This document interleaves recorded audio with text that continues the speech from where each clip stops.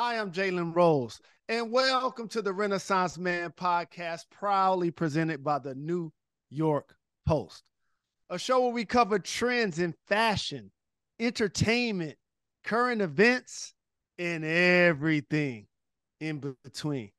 I call my next guest affectionately Money T.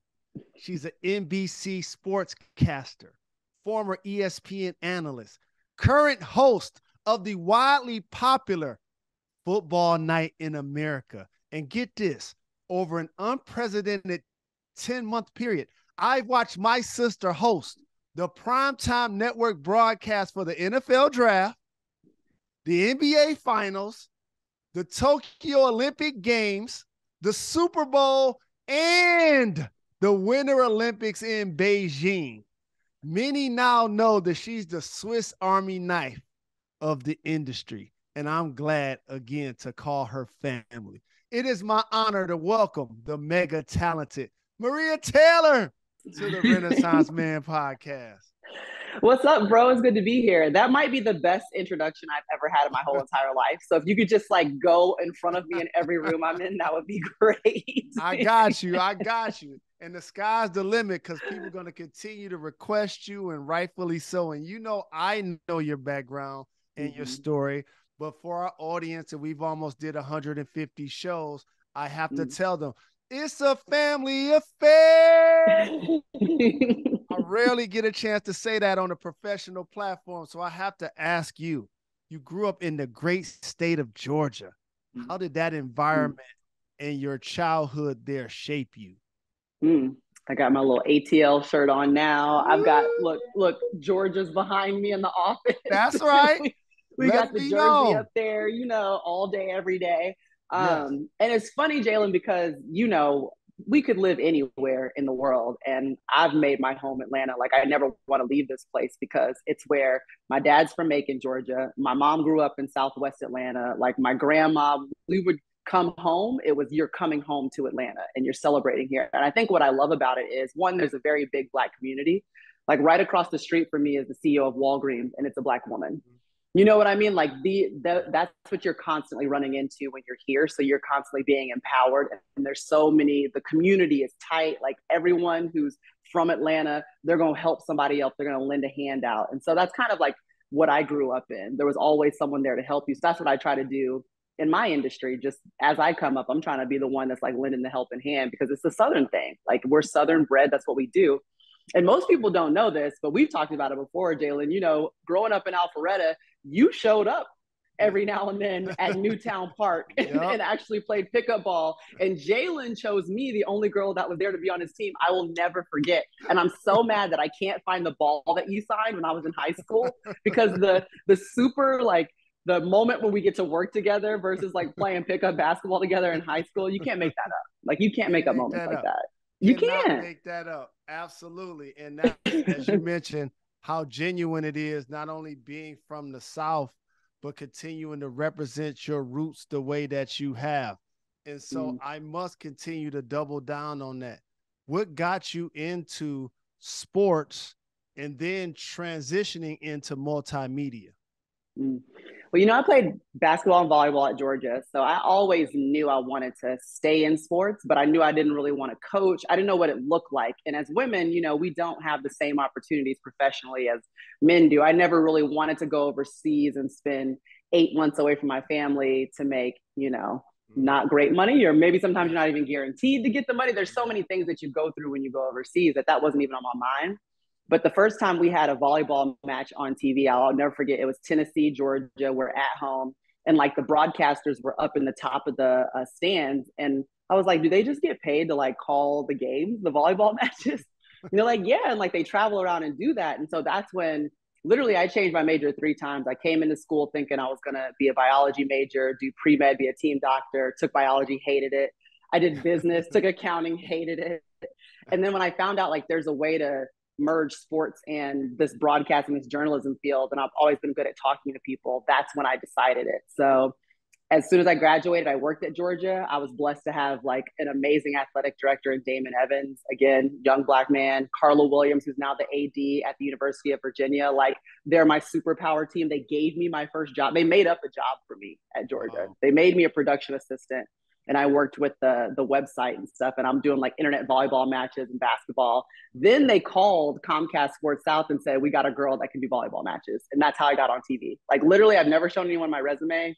Everything runs back to the fact that I'm from Georgia and like the people you know putting you on. You know what I mean? Your name getting in the room before you even step into it type thing. Absolutely. And before I get more into your career as an amazing broadcaster, I want to go back to the beginning. Tell me your favorite moment and or season as a basketball player and as a volleyball player.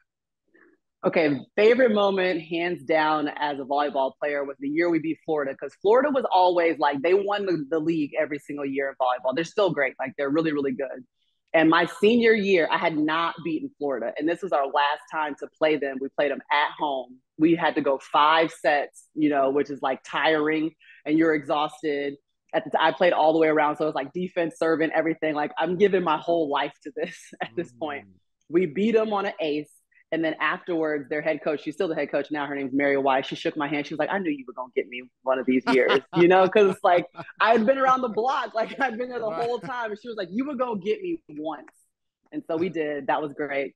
And then for basketball, we beat Tennessee, Candace Parker's Tennessee one time, same thing.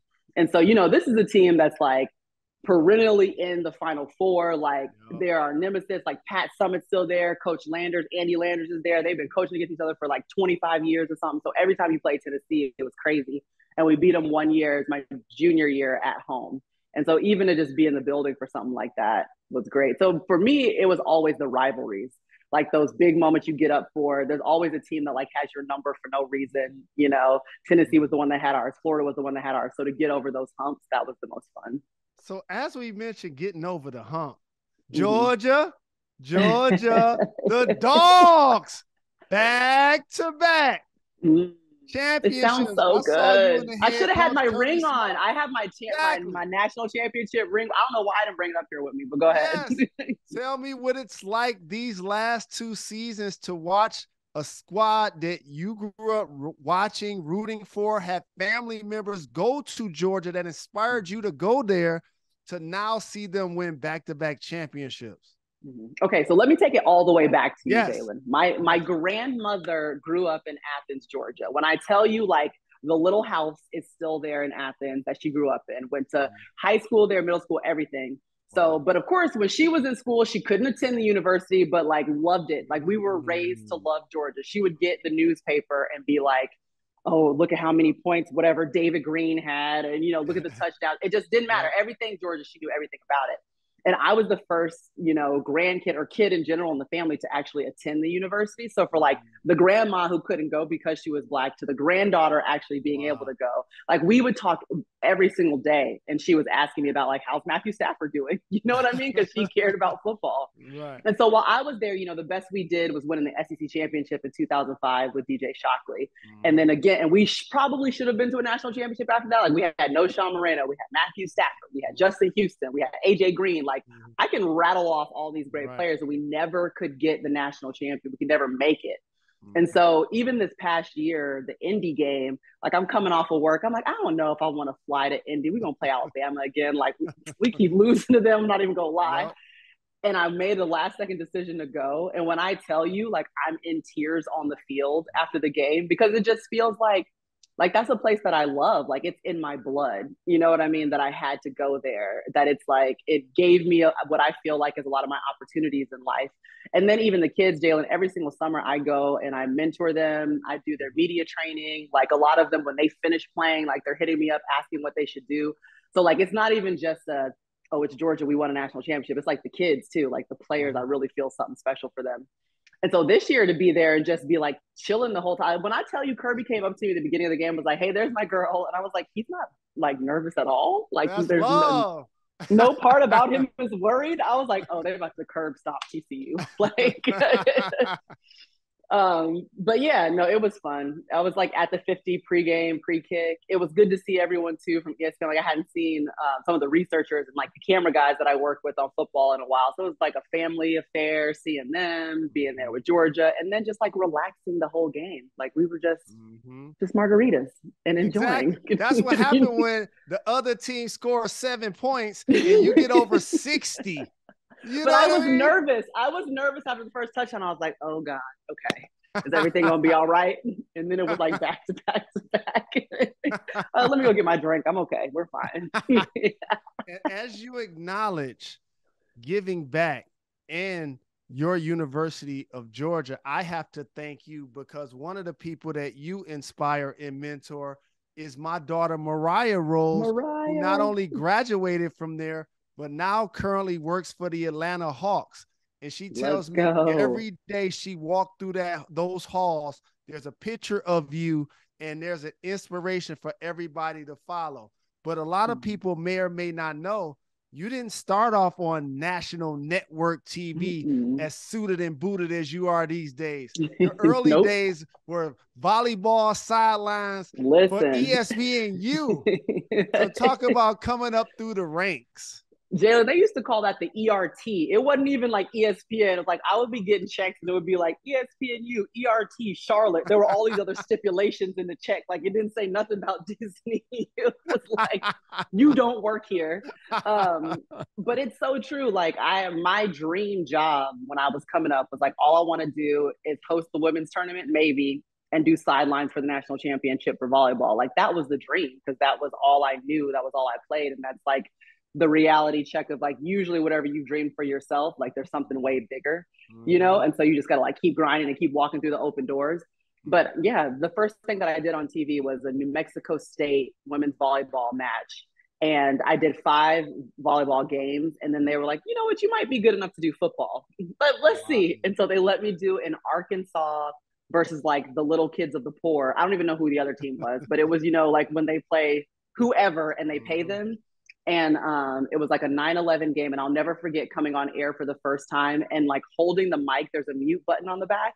And I didn't know it. So I'm like squeezing the mic so tight. I'm holding down the mute button. So my first hit on ESPNU, you can't even hear me. Like I'm only talking to the producer in the truck.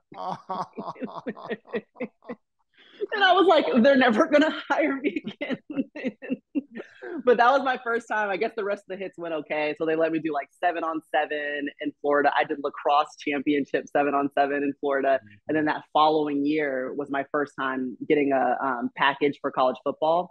And I still to this day think it's because Aaron Andrews left. And they were like, oh, we got to find somebody. Like who's next? Right. Bring somebody up. And so I did like the 3:30 ESPN ABC games with Danny Kanell. And so that was like my foot into the door really with ESPN. And so not only did you get your foot in the door, but you kicked down the door in what everybody sees in multimedia as a white male dominated industry. And usually the hosts are white American women, majority. Yeah. So for you, what gave you the confidence and the inspiration that you can manage to break down those barriers? And how did you keep your sense of self through those challenges? Great question. Because as you know, bro, like you've been sitting next to me when I'm questioning myself. Like it's a battle that you're constantly dealing with. And all my Black women out there know, like the world is not made for you. You know what I mean? Like you don't fit into any box, or you don't usually fit into any role that's already like you can see and have a preconceived notion about. And like, that's my aim.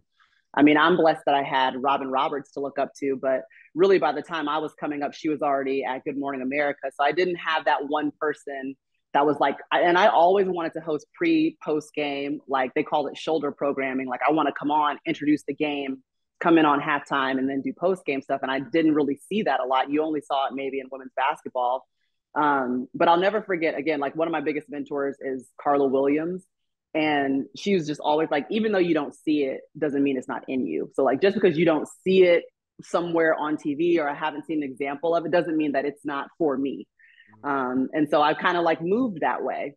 And every time a door opened, I would get a little bit more confident. Like, okay, like maybe I am supposed to be here. Like maybe I am supposed to be hosting this, to the point where I had built up enough of that like mental fortitude to go into John Wildhack's office. You know, he was like, at the time, Yes, he was indeed. president of Shout ESPN. Wild Hack, the Shout AD out in Wildhack. Syracuse right now. Yep. Got love for Yep. him. And we had a conversation. I said, one day I want to be considered like a Reese Davis. I want you to believe that I could host College Game Day, like whatever that looks like. Like, I want to be the first woman to host College Game Day. Mm-hmm. And he was like, okay, let's put together a plan. You're going to be the host of the women's basketball tournament, so you get like those hosting chops, which is still the hardest thing I've ever done in my life. Mm-hmm. We're going to put you on like the primetime basketball game with Jay Billis and them, and like do the Duke UNC games or whatever. And you're going to host SEC Nation. So that was like my foray into big time hosting, especially college. Like, we were traveling around to every SEC school, and it was, even though it was only on SEC Network, so I don't think a lot of people saw it, but that was like a mini College Game Day, you know? So like I said, my confidence has grown every time. It helps that I have people sitting next to me that believe in me. Like, I had you at ESPN, and now I have like Tony Dungy and Jason Garrett, and they're all like, you're the leader. You know what I mean? Like, I've never, it's crazy to feel that way, like as a young Black woman, that people feel that way about me, but it's empowering. And like, you have to like absorb it and believe that your feet are right where you're supposed to be. So like, be the strongest version of yourself in that room. And that's what I told everybody when we worked together on Countdown. This is Maria's show. We're going to do it how she do it. We're going to make the calls when she's ready, and we're going to have a great show. But I have to also drill down on something that's really important: how you needed to maintain your sense of self. Sometimes, as you know, being Black in particular in this industry, it's how are they dressing? How are they wearing their hair? Are they using slang? What are some of the things that you were able to do to maintain your sense of self, but yet flourish in corporate America? I mean, I think really I realized that, first of all, look, I'm 6'2". So people who don't know, like, I'm not the size of like these little petite reporters that you see on TV. Like, I wear a size 10.5 men's, my shoulders are broad, like everything about me is like, when I walk in the room, you're going to see me. You know what I mean? So I very much so didn't want to shy away from that. I think I did small things. Like, when I was in the studio, I would wear sneakers. And to be honest, I was the first woman to do that. I know we see it all the time and we think it's like a thing now. But nobody was doing that. You know what I mean? Like, and part of it was like, I mean, I'm already tall. Like, what do I put these heels on for? I don't care. And I'm a former athlete. Like, what are we doing? But now it's a thing. 12 hours, my feet hurt. I'm tired. They hurt. I'm going from show to show. I got to walk up a bridge to get up. Like, what are we doing? It's so much. I'm on the women's basketball tournament. Like, we just gonna wear these sneakers and be on the board. And that was a small thing, but it's still like, when the expectation was like, this is what professionals considered. It's like, no, I can be professional and I can be good at my job and I can wear sneakers and it can be fine, you know? Or it's like, you know, I've had people come at me for the outfits that I wear on an NFL game and be like, oh, well, you look like you're dressed to be a porn star because it's leather. And it's just like, no, like, my shoulders can be out if I want them out. You know what I mean? Like, whatever I feel the most comfortable in is what I'm going to do. And that's what you mean by sense of self. Like, if I'm comfortable, I'm doing it. It doesn't actually matter what others say. The only people that like have the keys, I'm not giving the keys away to motivate me to like the world writ large and Instagram and Twitter and all that stuff. Like, the only people with the keys are like friends, family, and me. And that's it. You know what I mean? That's what I have to be motivated by. So it's hard, especially in TV. And you see people all the time get lost in it. I mean, you can like literally watch people fade away because they're trying to please others or they forget who they are. But I'm family. Like, I come home, like, I get grounded, and then I go back out into the world, take a little bit of a beating. You just come back home, get grounded, you refresh, you rekindle, you talk to the people you're supposed to be hearing from. And that's how you keep your sense of self. Well, you establish yourself as one of the most intelligent and one of the most stylish, and you're a young veteran, and this is going to be probably tough to recall, but I have to ask you, who have been your top 5 interviews in your career so far? Your top 5 interviews.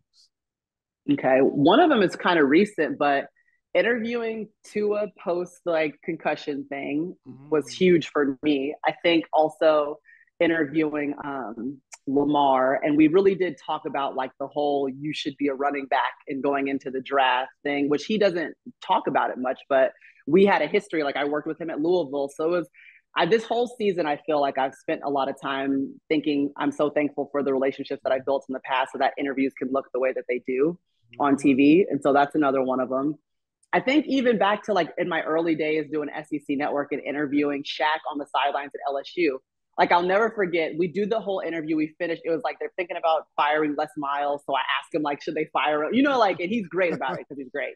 But then afterwards, he's like, and by the way, you do a great job. And I was like, that's huge. Like it's Yes, huge for it someone is. like Shaq to No say doubt. for me and like my producers and everyone who's listening to like big me up in a No platform doubt. like that. So that's like No something doubt. I'll never forget. That was Mhm. kind of huge for me.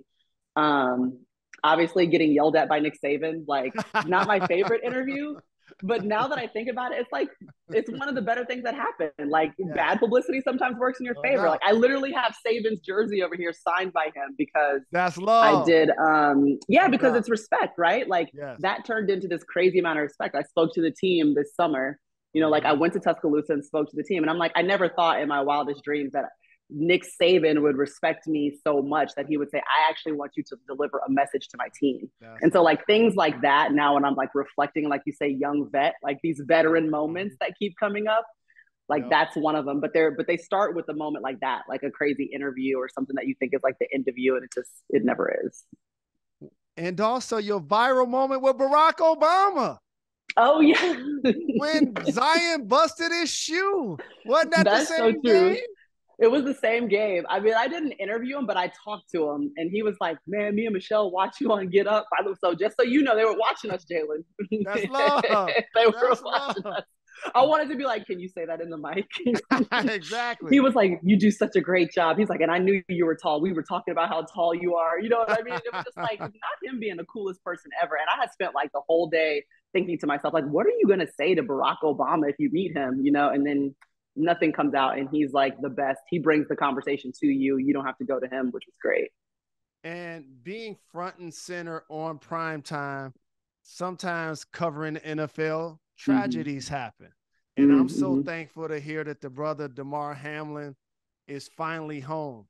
Yeah. But that being on national TV gave everybody a different snapshot to me of the dangers that come with playing football and how these men are sacrificing their bodies and their livelihoods to play the game that they love.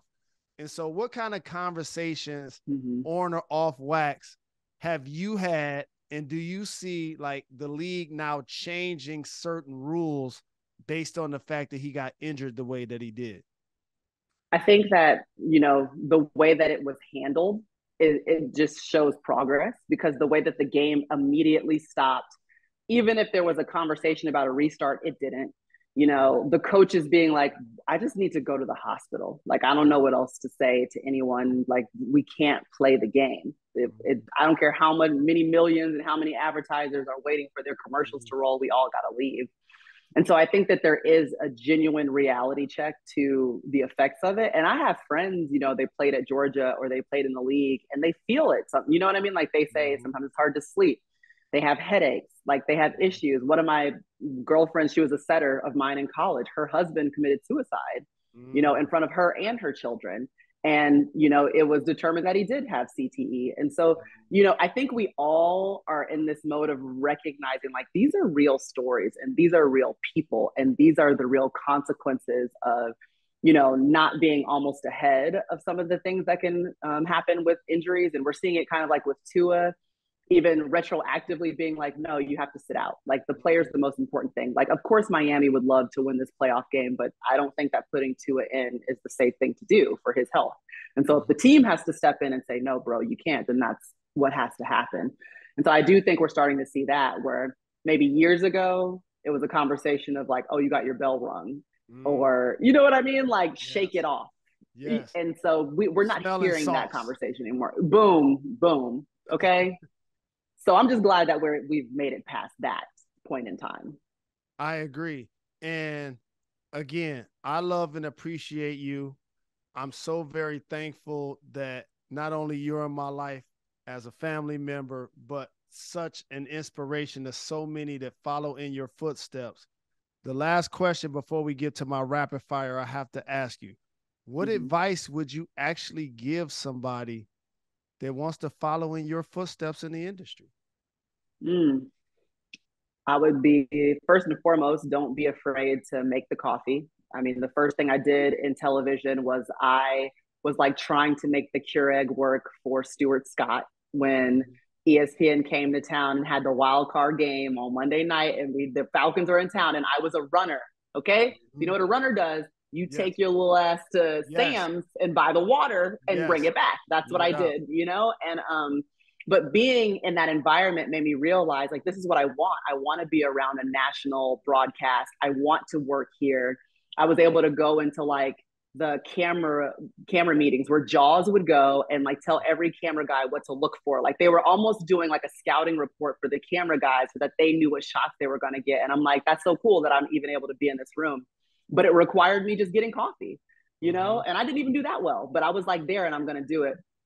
I also, to the young kids especially, it's just like, you really don't reserve the right to say no to the job. Like you need to show up every time. Like if someone says, I just need you to be here 30 minutes early to like open the door for other people, just go do it. You know what I mean? So you really have to be accountable. You got to be willing to put in the work, and that you have to know that our industry is very small. So if like one person decides that maybe you have an attitude, it could have just been one bad day, because we've all had a bad day, but in broadcasting, you can't have one. Everybody knows everybody. Like I said, I've never given my resume to anyone. So that really means that my name is in the room before I am. You know what I mean? And that's going to be the same thing for every single person. So people have to vouch for you. And then the last thing is just, you really do have to be confident. Usually whatever is the one thing that you think like makes you different or sets you apart in a bad way, especially when you're young, is the thing that's going to like make you shine bright in the long run. And so for me, it might've been my height, and that's how I get to be an athlete, and I get to go to college and it's paid for. And then now, like being strong and proud and Black, there's so many great things I feel like that have come from that. When for so long I was like, I grew up in the suburbs, like I wish that I could just walk around and not be noticed and just be like with all my white friends. But all those things now, I'm so thankful that I'm different. You know what I mean? Like it's such a big blessing. So be true to who you are as well as you're working your way up. Absolutely. But before I let you get out of here, I got a rapid fire segment called Gone in 60 Seconds. I'm ready. Ready to do this? You can't go to Atlanta without eating at the Waffle House. So obviously, tell me, what is your Waffle House order? It's an all-star breakfast. I got to get my waffle done light. That means I don't want it crunchy at all. I want regular hash browns. I don't want nothing on them. I don't want them diced, nothing else. I want my egg scrambled with that one square piece of cheese sitting on it, not even melted. Okay. And I want a coffee in the mug that probably isn't clean, because that's how I know I'm in a Waffle House. If like there's some spots already in the mug, that's what I'm getting. Favorite Atlanta Falcon and why? Michael Vick, Dundada, the Dirty Birds. He ushered in the entire era. He is the reason why I probably even like football right now. So top 5 artists that represent Georgia. Represent Georgia? I mean, okay, Outkast. They mess with it though. They do. Yes, who else is there? I mean, Outkast, Jeezy, we can name all of them. Pastor Troy Loves Us, Migos, Quavo, All Day, Every Day. Who's going to be our 5th? Hey, Ludacris. Luda! And as I mentioned, your outfits stay on point. But as public figures, sometimes we have the looks that we say we don't like, but then we have the looks that say, that was one of my freshest. So I have to ask, what's the flyest outfit you feel like you've worn? Okay, so I have these dresses. They're called Alex Perry dresses. So it's like the thick, straight shoulder, and then it goes down, like gives you the whole body that you want. So any Alex Perry dress I have, period. I got it in black, blue, red. I wore it from Christmas. Like anytime you see the shoulder, that's how you know, like I'm feeling myself that week. Feeling myself. Feeling myself. If you could give your teenage self one piece of advice, what would it be? Ooh, you're not a giraffe. You are a giant among men. Well said. So they tried it. They tried it all through high school and middle school because I was tall. I was like, nah, you're just greater than. Dudes that sit around and watch y'all play basketball or volleyball and think, I could take her I could dunk on one-on-one. her. Like, She what can does that even score. She mean? can't score on me. Like, you ain't got a chance, man. What are you talking about? Right. No, I'm just greater than. I'm greater than. It's okay. It's okay. You don't know how to say it, so you're calling me the Jolly Green Giant, but what you meant was greater than. Thank you. Lastly, certainly, I appreciate you taking time. We like to speak our dreams into existence on this show. So I have to ask, as the new year just passed, what are your big goals for 2023? 2023, I would like to executive produce my Mm. first project, and it's happening. It is in the works, so that I'm claiming that. Breaking news. Let's claim something. Let's do this. What's in the works? I am working on the Black Quarterbacks documentary. It's an 8-part series that will air on Peacock and NBC. I'm executive producing with Broadway Video and Lauren Michaels, who owns Broadway Video, and our director, Stan Lathan. And so I can't wait for all of it to drop. A+, A+, and it's only right, because that's how you carry yourself in all aspects. I love and appreciate you. Looking forward to breaking bread soon. I can't wait. Come down to the A. I'll see you soon, bro.